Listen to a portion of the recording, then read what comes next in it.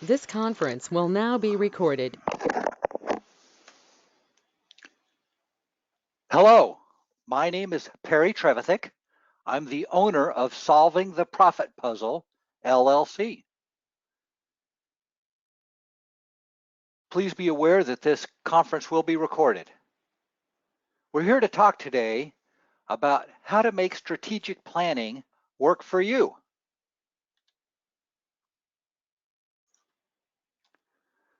The Harvard Business Review reports that only 11% of senior executives feel like the results of their strategic planning process was worth all the work. And I contend that's because they didn't properly implement it. But in addition to that, if you do everything that I'm going to lay out, you'll be far better than just the top 11%. You will be an elite company. So for all the attendees today, I just ask that you would play full out.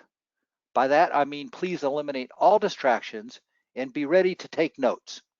I want you to achieve maximum value from this webinar.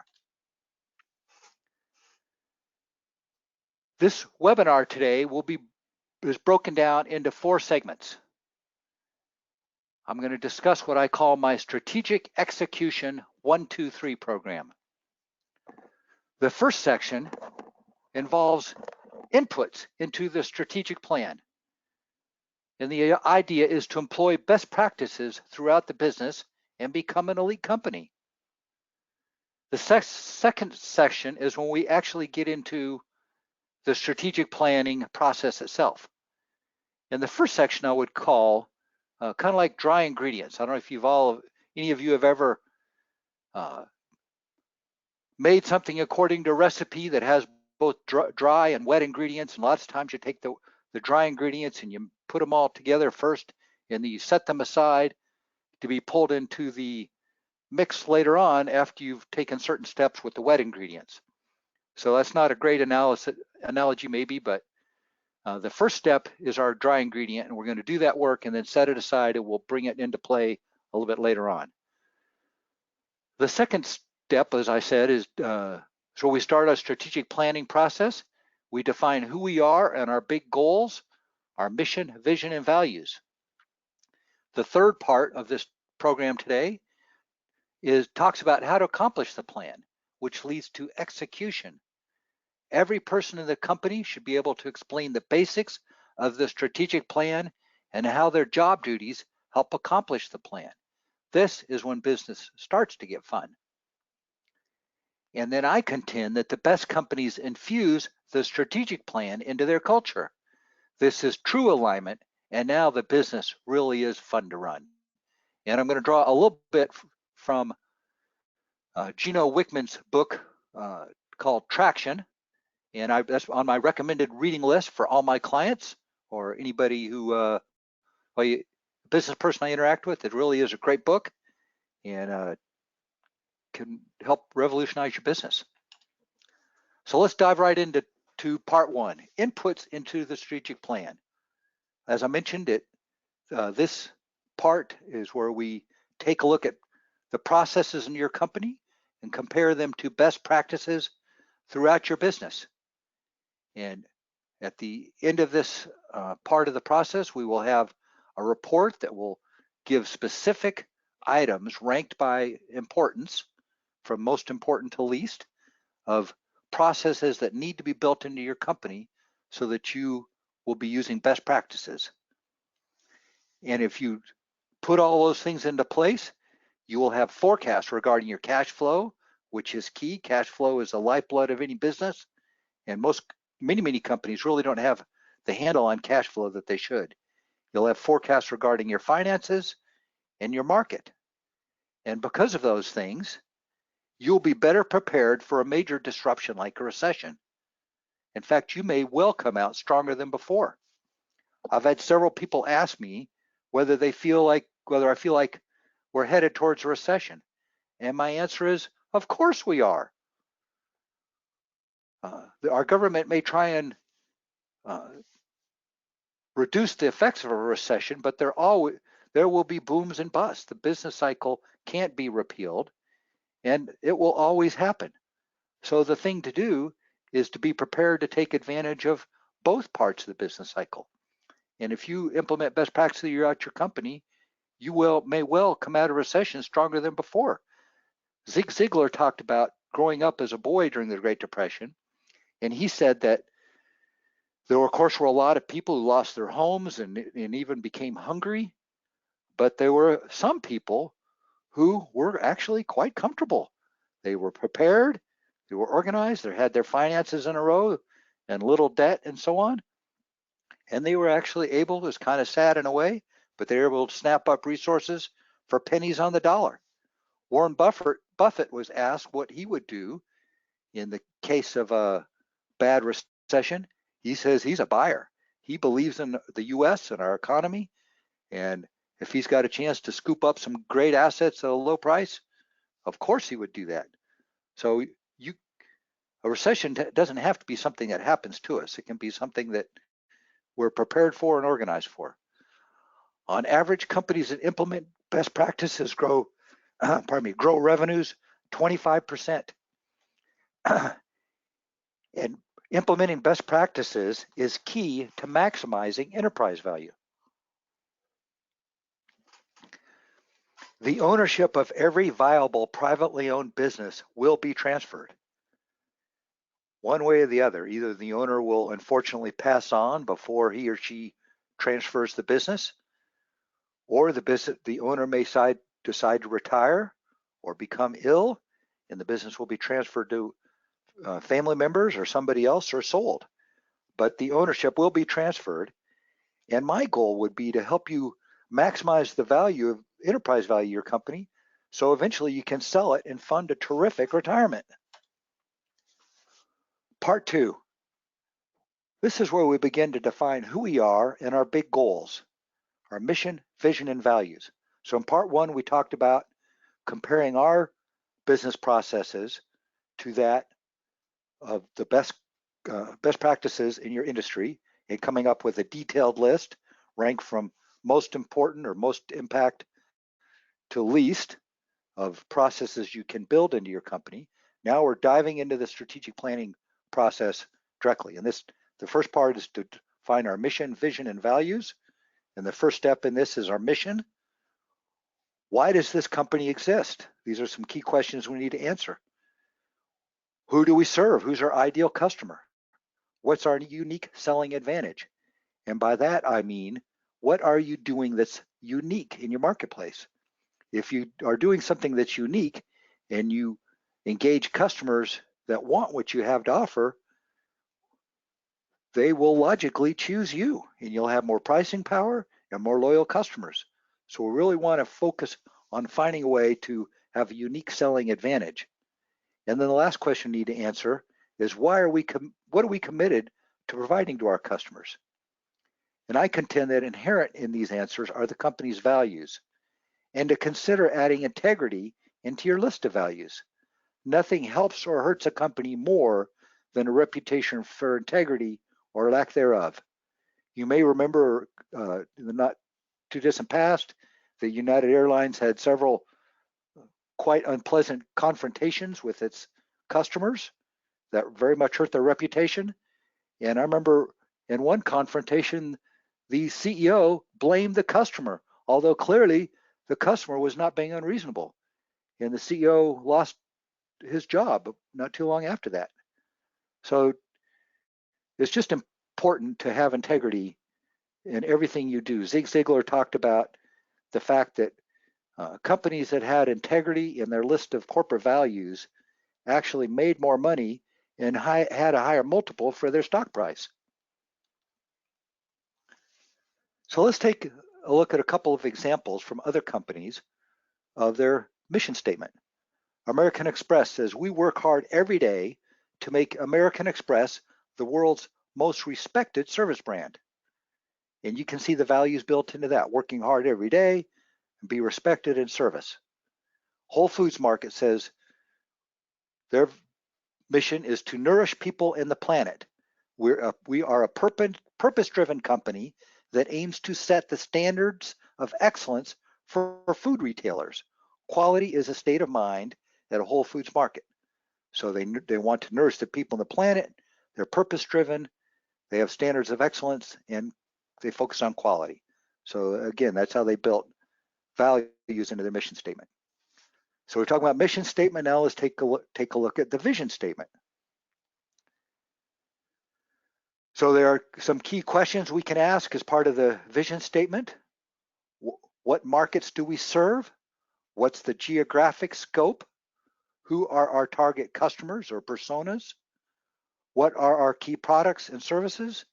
And what are our big 3, 5, 10-year goals?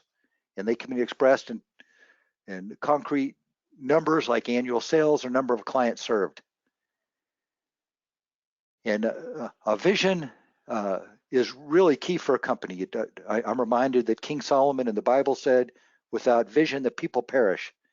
And I also think about a farmer, and maybe it still happens to a degree today, but a farmer in the old days, when he'd have his hand on the plow and an animal, usually a horse, was pulling that plow, the farmer would set a stick or some kind of marker at the opposite end and would focus on that and walk straight towards it. And that way, the furrow he dug in the ground was nice and straight. And the vision serves the same purpose in an organization. If you set an aspirational and inspirational vision that's out in the future, and you focus the whole organization on it, then everybody in the organization could be headed towards one particular goal and work better together. And if you don't do that, much like the farmer, if he didn't have that one landmark that he walked directly towards, his row would be crooked. I know that just from mowing my own lawn. The row is crooked, and same thing with an organization. It kind of wanders all over the place if there's not a vision for who the company is and who they want to serve and what their goal is. So let's take a look at a couple of vision statement examples. And I'm going to start off with the vision statement for my company. By 2021, Solving the Profit Puzzle LLC will be serving 200 clients annually, helping privately owned business owners and managers of companies with revenues of 1 to 50 million build strong and profitable companies that best serve the clients, owners, employees, and their communities. We treat all people with love, dignity, and truth. And then another one, this is just a made-up company. By the year end 20XX, grow Greenlawn into a $500 million recurring service company in the US and Canada, keeping buildings and landscapes healthy. Our core products are tree, shrub, and lawn care, as well as carpet cleaning. We focus on residential clients in homes and apartments with more than 10 units, plus commercial properties over 1,500 square feet. Our first priority is to love all people in the planet. So you can see specific focus on who the client is, the services that are provided, the benefits of that service, and the values.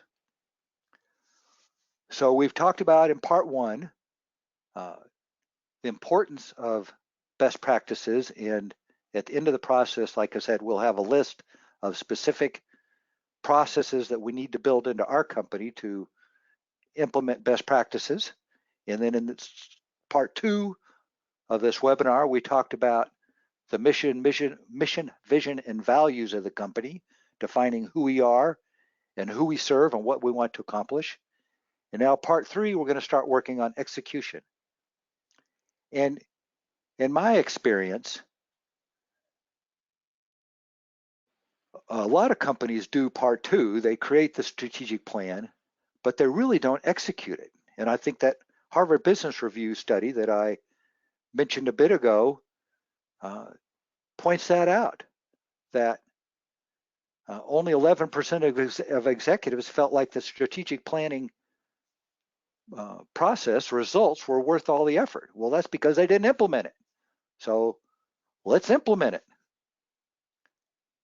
And again, I just want to state for any attendees that this webinar is about you, not about me. And so Please do not hold questions to the end. If you have any questions of me, just say, hey, Perry, at the appropriate time and jump right in.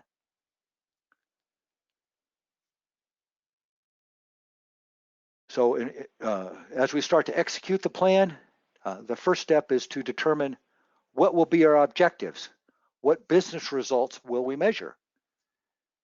And like all business goals, they need to be SMART, specific, measurable, achievable, realistic, and time-based.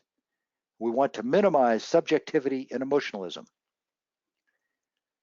The objectives establish a framework for specific accountability and incentive pay.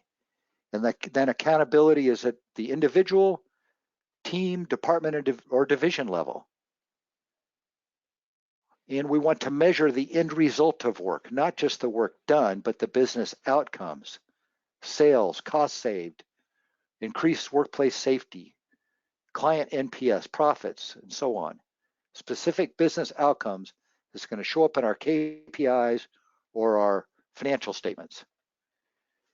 And as you put your objectives together, it's recommended to consider an objective for profitability.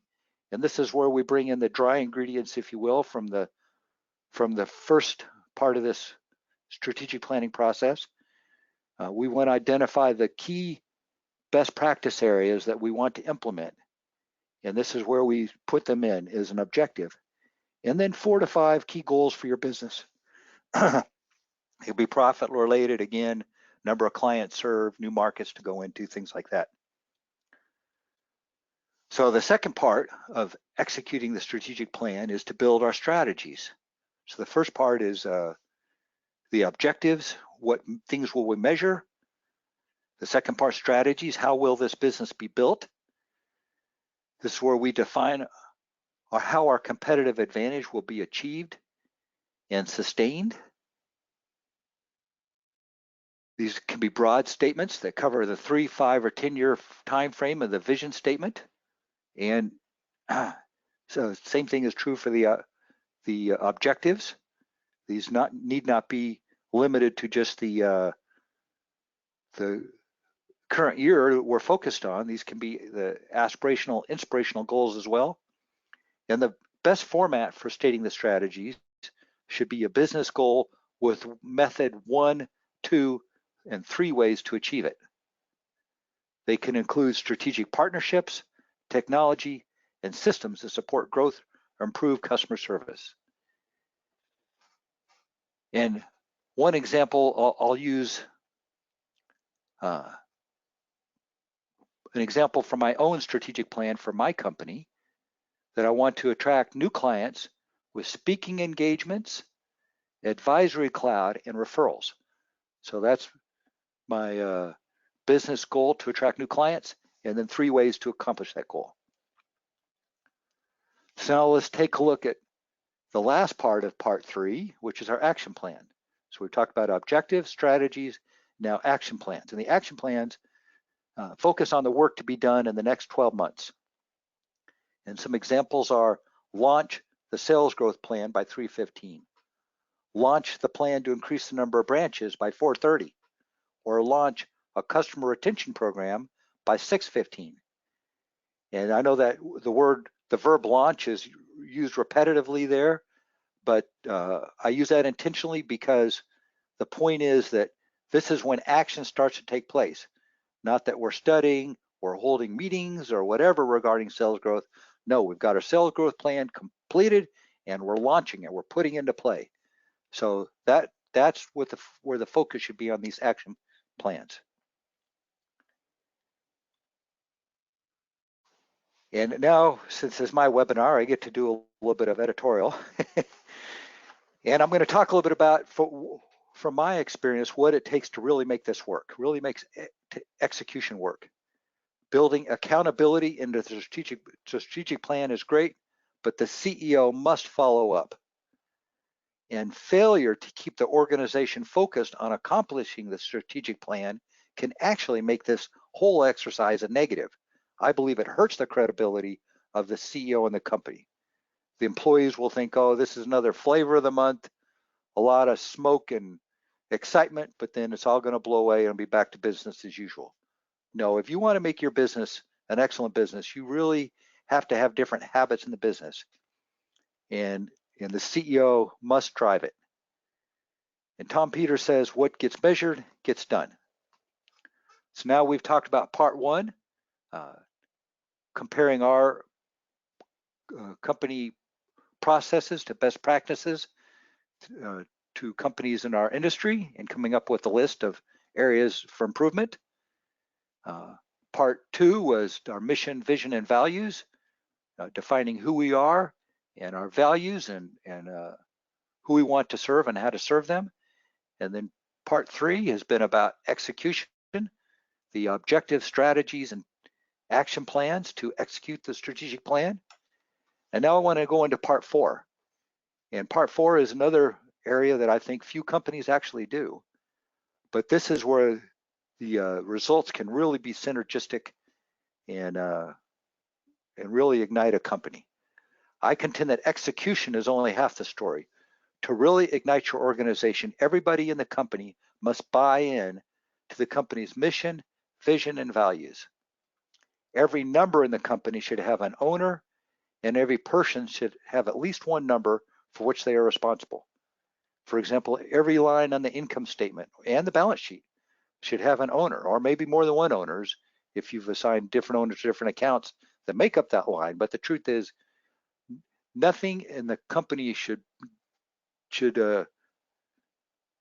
go without somebody being responsible for it and looking at it. And the beauty of it is, for example, what you can do is as you do this and you challenge people to be entrepreneurial, you can actually build up a team of entrepreneurial people ready to assume more senior level positions in the company as it grows. So it's really a great way to develop your people. And beyond that, the real power lies in having employees whose personal values align with the company's values. Again, I'm referring back to Gino Wickman's book, Traction, Getting a Grip on Your Business, as part of my recommended reading list. In that book, Gino talks about using what he calls the GWC screen for employees. And I might add that you might add everybody associated with the company, all your service providers, maybe your tax planning accountant, or your insurance agent, or your consultants. Everybody in the company, you should run through this GWC screen. And the G in GWC stands for get. And what that means is, does this person get?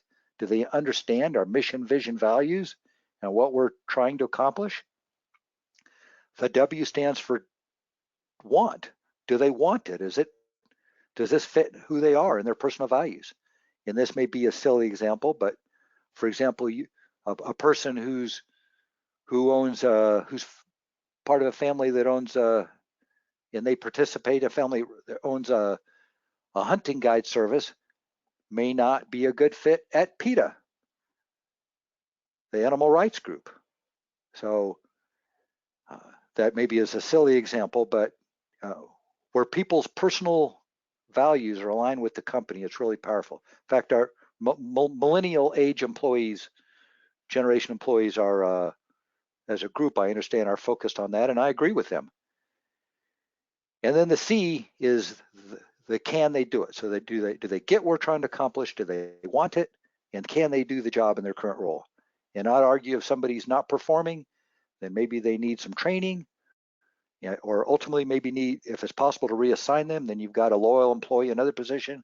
Or if they can't, then you have to terminate them and love them out of the company. But using the GWC screen is a great way to hire, do the performance measurement, and then reassign or terminate, and really creates alignment in your company. So when employees are aligned with the company's value system and you're using best practices, you really ignite your company's potential. This is when business really gets to be fun. Your people are growing personally and professionally. They're challenged and encouraged, and are exciting about working for your business.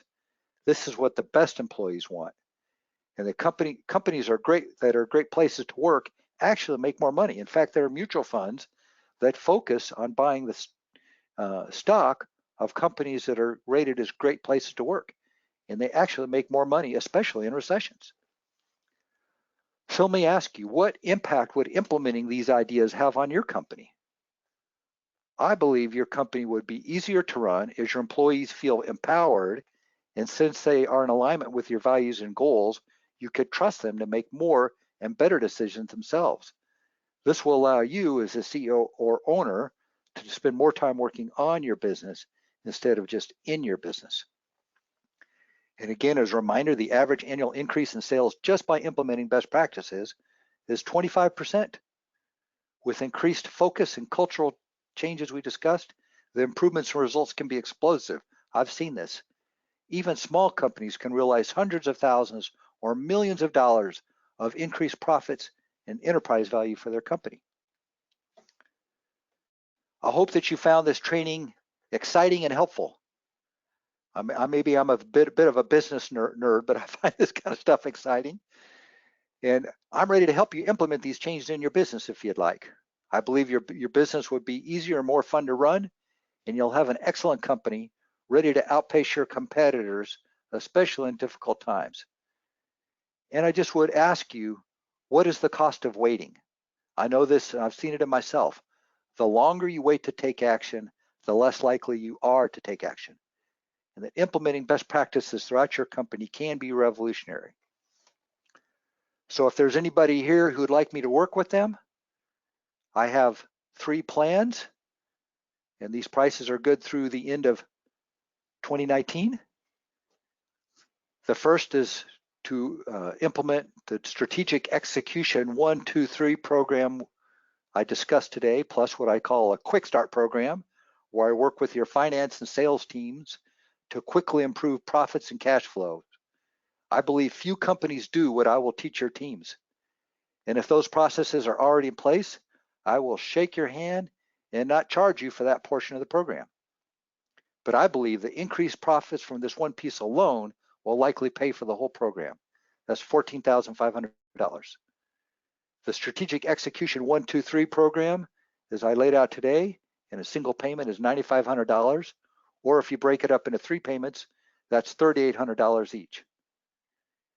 And one thing that I want to stress is that even if it makes me less money in the long run, I do not want to be the kind of consultant we've all seen that creates a report and sticks it in your hand and says, see you later. I am absolutely committed to my client's success. And so each plan includes 1 year of follow-up using web conferencing because I am committed to your success. And if you'd like on-site visits, those can be negotiated as well. But I would contend that even for a relatively small company, that you might see even $14,500 or more in profit improvement, maybe even in 1 month, certainly in a quarter or a year. I mean, these companies that operate the way I've laid out today are superior companies, and you know, the ROI on this would just be off the charts, I believe. So I probably talked way too much. Again, I want to offer up an opportunity for questions if there's anybody has any questions. But there appear to be none, so I want to thank you for attending. And it's been a privilege to share this with you. I hope you got a lot of value out of it. And I really wish all the best to you, your business, and your family. Thank you very much. This webinar has been recorded. And so if you'd like a copy of the recording, please let me know. My email address is Perry, P-E-R-R-Y, at solvingtheprofitpuzzle.com. So just send me an email and I'll be happy to send you a recording of this webinar. Thank you.